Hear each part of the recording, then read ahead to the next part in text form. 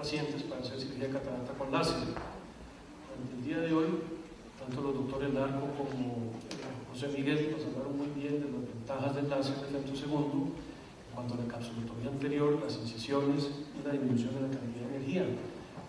Y básicamente las desventajas que podemos ver podría ser el costo, que es un equipo costoso y que podría incrementar el tiempo de las cirugías si no tenemos un adecuado flujograma o no tenemos un orden en cuanto a pasar a los pacientes. El láser de femtosegundo no es para el 100% de los pacientes, no está indicado en pacientes con una cirugía filtrante previa. Es muy importante que el paciente esté bien dilatado. Cuando hay linfomas corneales densos o hay, por ejemplo, un anillo que pudiera interferir en la creación de la capsulotomía, no se puede utilizar el láser para ese propósito. Hay que evitar enlazamientos corneales o hematoceles. Cuando hay sangre en cámara anterior o cualquier cosa que interfiera en el láser, pues no se va a tener una capsulotomía completa. Los pacientes operados de queratotomía radiada, lo ideal es, se puede hacer la capsulotomía y la fragmentación.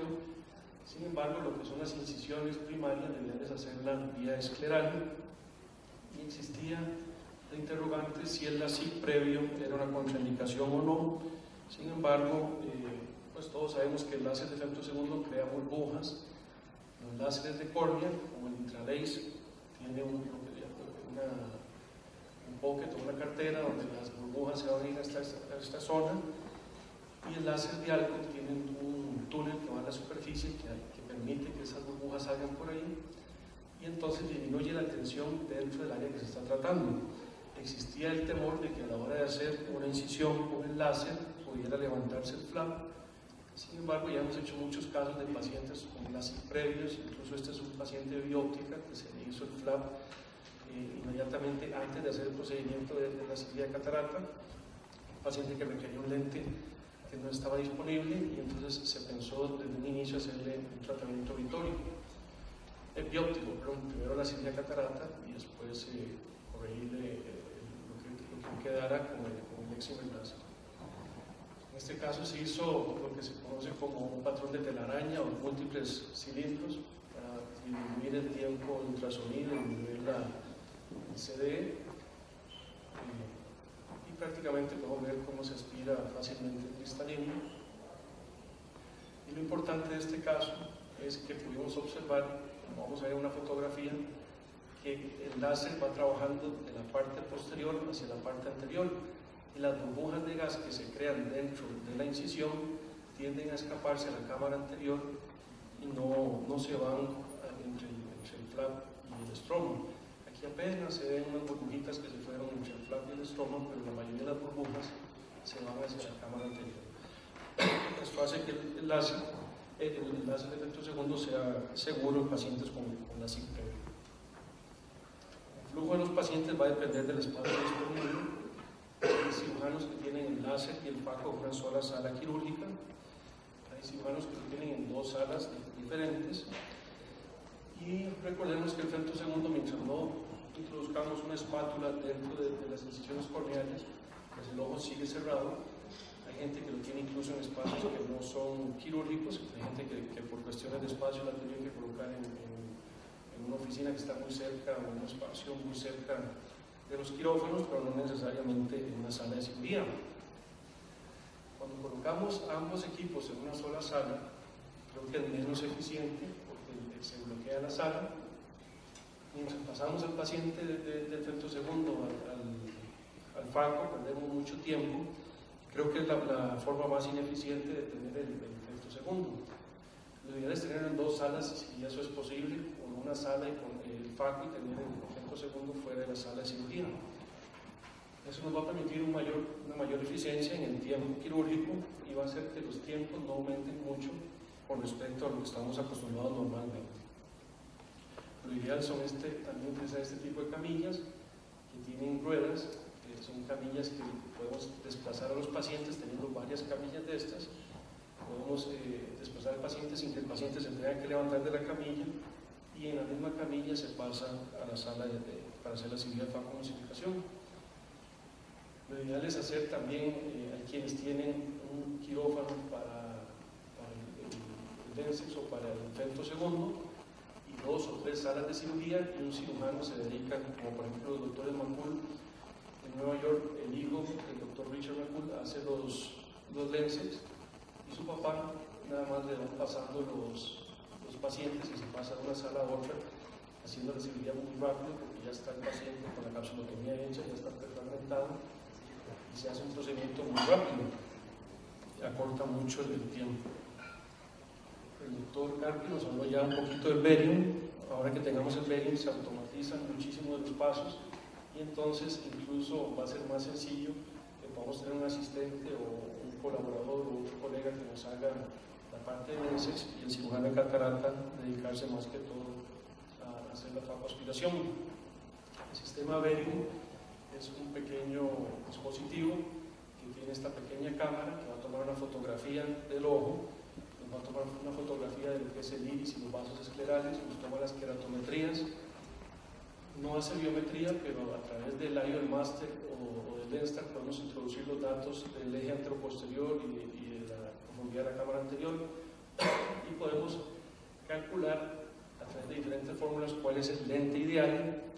El sistema barium nos permite determinar con el Lensex si necesita o no hacerse incisiones arqueadas, y también nos va a ayudar en lo que es la ciclotorsión.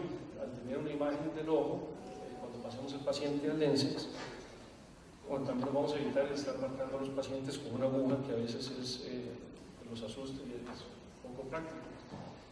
Entonces se pasa toda la información del barium, se pasa al Lensex, al femtosegundo, y entonces lo que es la capsulotomía la vamos a centrar en forma automática.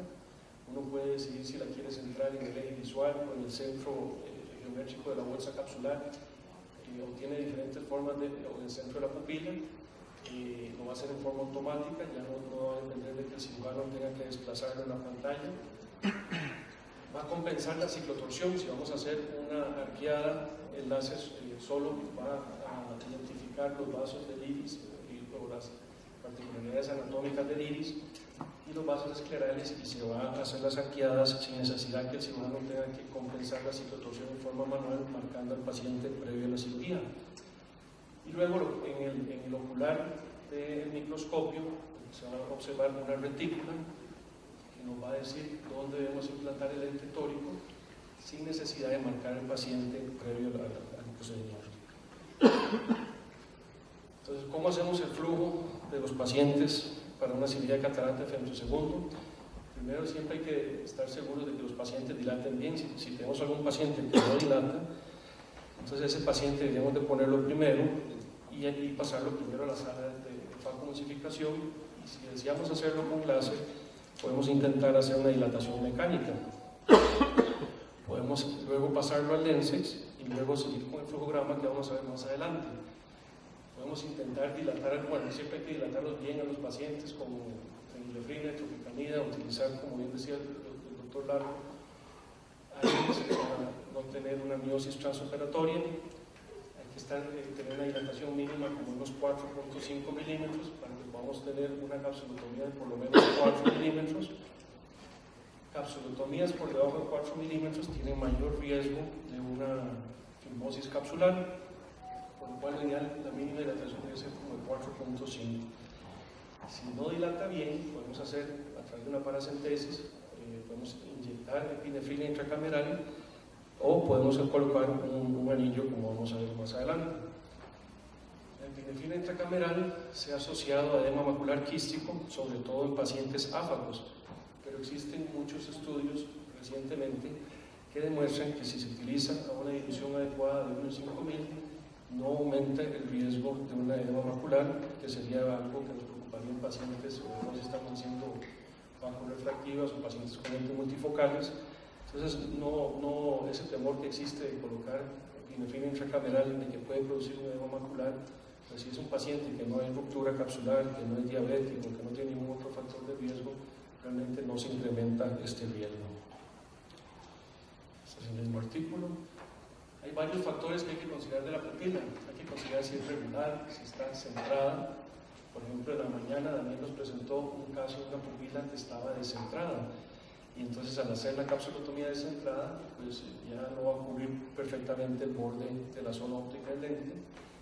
Si hay unos sinequias en pacientes con uveitis, si hay pseudoexfoliación que nos puede hablar de un daño celular, en pacientes jóvenes con uveitis o enfermedades inflamatorias hay mayor riesgo de una fimosis capsular. En pacientes pediátricos se recomienda hacer la capsulotomía ligeramente menor de tamaño, porque la misma zona hace que a veces la capsulotomía se hace un poquito más grande una vez que se remueve la cápsula anterior. Siempre preguntar a los pacientes si tienen hiperplasia prostática, si están utilizando Flomax, para determinar que no puedan tener un uveitis. Entonces, la dilución de la epinefrina se hace 0.6 mililitros de epinefrina en 30 mililitros de lidocaína sin preservantes, para que quede una dilución de 1 en 5.000, y se inyecta 0.2 mililitros. En una pequeña paracentesis podemos intentar que el paciente dilate y que podamos hacerle la capsulotomía con el láser. Podemos colocar una pequeña sutura cuando lo vamos a pasar el láser, pero si aún inyectando la epinefrina no tenemos el efecto deseado, tenemos la posibilidad, como bien mostró el doctor Pablo Larco en la mañana, la posibilidad de hacer una incisión de 2.2, de introducir un anillo de Marjorie, que hay de 6 y de 7 milímetros, que son fáciles de implantar. Tiene la ventaja que se implanta por una sola incisión. Entonces, finalizando, podemos colocarle un punto al paciente, se hace la capsulotomía. En estos casos se hace la capsulotomía con un punto, generalmente deja uno el viscoelástico, y aquí estamos utilizando el 2.23, el patrón en cubos. Al finalizar el procedimiento, se retira el anillo, como bien lo mostró el doctor en la mañana también, pues se retira en forma completa con el mismo inyector, se toma una de las puntas del anillo. Es bueno utilizar un segundo instrumento para que este resorte o esta parte no se quede pegado en el inyector, y se retira el anillo. Entonces, esto es para casos que no dilatan bien y que deseamos hacerlos con láser. También, si tenemos pacientes que tienen sinequias o que tienen con una uveitis, o que podemos hacer una pequeña paracentesis, inyectar viscoelástico con un segundo instrumento, con un Sinskey, un segundo instrumento, podemos nivelar esas sinequias de tal forma que obtengamos un tamaño adecuado para hacer la capsulotomía. Se le coloca una sutura, se deja el viscoelástico dentro de la cámara anterior, y este es el primer OCT que tenía LenSx, y ha mejorado muchísimo, porque ha tenido 4 actualizaciones. Pero aquí vemos cómo se podía hacer la capsulotomía perfecta, y como bien mostró el doctor Varas, en cataratas blancas, pues la fragmentación no la hace el láser, pero por lo menos podemos asegurarnos de tener una capsulotomía perfecta y no tener riesgo de una prolongación o de una bandera argentina que se nos pudiera prolongar a la cápsula posterior. Si tenemos una midriasis media, mientras sea de 4.5 milímetros, mientras podamos reducir un poquito la capsulotomía sin ser menos de 4 milímetros, si está centrado adecuadamente, podemos hacerlo con el láser en forma exitosa. Se ha descrito lesiones del iris, hay personas que han tenido, que han dañado el iris a la hora de hacer la capsulotomía, entonces hay que ser muy cuidadoso, respetar un pequeño margen para no lesionar el iris. Entonces, ¿cómo hacemos el flujo de los pacientes? Si tenemos 2 salas, entonces una sala para el FAC y otra sala para el LenSx. Entonces, si el paciente dilata bien, pasamos, el cirujano hace primero un LenSx, luego ese paciente de LenSx lo van a pasar a la sala de FACO, pero el cirujano se queda en la sala de LenSx y le pasan un segundo paciente, y cuando ya hace ese segundo paciente, y el segundo paciente lo van a pasar al pasillo o a otro espacio, y se va a hacer el primer paciente que ya estaba en el LenSx hecho. Por mientras está haciendo este primer paciente, le van a pasar un tercer paciente en la sala de LenSx. Cuando él se pasa a ser el tercer paciente, le van a meter el segundo paciente en la sala de FACO. Es decir, pues el cirujano sigue pasando de una sala a otra de forma tal que el tiempo de la cirugía no se incrementa en forma importante. El LenSx como tal dura cerca de 40 segundos, ya con el docking y con todo puede ser que nos tome un par de minutos, y la cirugía de la faco, como muchas veces ya está la capsulotomía libre y se disminuye mucho el tiempo de ultrasonido, incluso puede ser menor que el tiempo en una cirugía convencional. Ahora tenemos el 2.23, que es el software nuevo de Lenses, que permite el autofocus, se enfoca solo, automático. Antes esto había que hacerlo en forma manual. Es más eficiente, de que tenemos el softfit, ya no están esos pliegues en el endotelio. El láser requiere menos energía para realizar la capsulotomía, para la fragmentación del cristalino, y requiere menos tiempo. Se utiliza 66% menos energía de lo que se utilizaba con el software anterior. El centrado es automático, aunque siempre existe la posibilidad de que si el cirujano no está contento con la posición que la máquina determinó como el centro, donde va a centrar la capsulotomía, en forma manual uno lo puede desplazar. Nos permite el patrón en cubos o el matrix, que nos va a disminuir mucho lo que es el CDE, y nos vamos acercando a la meta, que es utilizar cero ultrasonido. Hoy se ha hablado también de la utilización del viscoelástico, que todavía puede ser tal vez un poquito controversial, pero si ya tenemos una capsulotomía perfecta, libre, y no se va a usar energía de ultrasonido, si se va a hacer prácticamente una facoaspiración, pero la utilización del viscoelástico realmente no es muy claro. Este es el patrón en cubos del 223, puede ser incluso más grande que la capsulotomía. Aquí vemos cómo se hace la capsulotomía anterior, cómo se hace el patrón de cubos. Esto lo edité para que no sea muy largo. Aquí vemos los pequeños cubitos flotando de la cámara anterior, que son fácilmente aspirados. Aquí vemos el CDE en cero, en este caso, como el que presentamos ayer, que era otro caso tal vez un poquito más dura que esta. Se puede hacer solo con facoaspiración, o solo aspirando estos pequeños cubitos, sin necesidad de utilizar ultrasonido. En este caso no se usó viscoelástico, se introduce la pieza del faco directamente para aspirar lo que es la cápsula anterior. Se aspiran todos esos pequeños cubitos que están flotando, y lo que nos va a quedar es la parte que no se pudo fragmentar, que es la parte del epinúcleo. Eso lo botamos, lo aspiramos también sin necesidad de utilizar ultrasonido, y entonces podemos realizar cataratas blandas o incluso grado 2-3 solamente aspirando sin necesidad de utilizar ultrasonido. Esa es la meta, que lleguemos a un momento en que no se requiere el ultrasonido. Todavía no es posible, todavía en cataratas más duras el láser no las fragmenta tan bien como las cataratas grado 2, grado 3, entonces todavía hay camino por recorrer. Esta es la última presentación, les agradezco muchísimo la invitación. Quiero invitarlos al Congreso Nacional en Costa Rica. Tenemos una lista de profesores invitados de lujo. Nos va a acompañar el doctor Virgilio Centurión, la doctora Carlos Marraquel, nos va a acompañar el doctor Juan Valle, el doctor José Luis Rincón. Tenemos 22 profesores invitados, y la verdad que creo que va a ser un curso muy bueno y quería invitarlos. Muchísimas gracias.